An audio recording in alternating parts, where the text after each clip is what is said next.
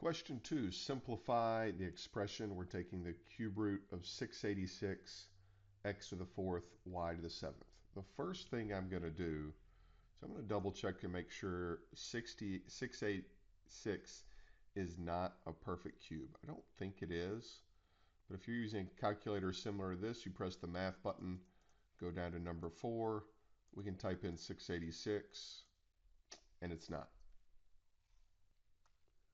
So the next thing we need to do is we need to determine, okay, what are the perfect cubes? So let's make a quick list. 2 raised to the third power. 2 times 2 times 2 is 8. So 8 is a perfect cube. 3 times 3 times 3 is 27. So it's a perfect cube. 4 cubed is 64. 5 cubed is 125. And then let's do one more. 6 cubed. That one, I don't know off the top of my head. So 6 times 6 times 6 is 216.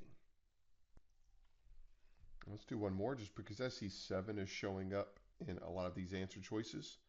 That makes me think 7 to the third might be important. 7 to the third is 343.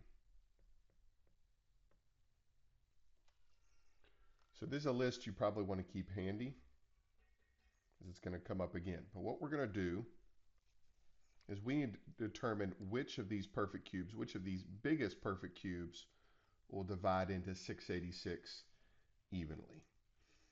So let's take 686 and first divide it by 343. I think we're going to have a winner right off the bat. Yes.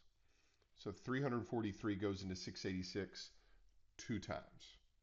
So here's what we're going to do. We're going to rewrite this problem as the cube root. Instead of 686, we're going to rewrite it as 343 multiplied by the cube root of 2. We just said 343 times 2 is the same thing as 686, so we've just broken it apart. We've also got the cube root of x to the fourth and y to the seventh. We'll come back to those in just a second. Well, we know what the cube root of 343 is. We just determined that the cube root of 343 is just 7. And that's because 7 times 7 times 7 is 343. Doesn't help us out a ton because you'll notice there's a 7 in all 4 of these options, but the 2 is still left underneath, and it is not underneath the radical in this first answer choice, so I can mark it out. So now let's take care of the variables. In order to take the cube root of a variable, the exponent has to be divisible by the index, which is 3. So the exponent has to be divisible by the index. So we're going to rewrite x to the fourth as x to the third times x. We're going to rewrite y to the seventh as the cube root of y to the sixth times the cube root of y, because y to the sixth times y is y to the seventh. And then finally, we can go through this piece by piece. Well, what is the cube root of x to the third? What multiplies by itself 3 times to give you x? Sorry, what multiplies by itself 3 times to give you x to the third? And that's just a regular old x. So it's going to come on the outside of the radical.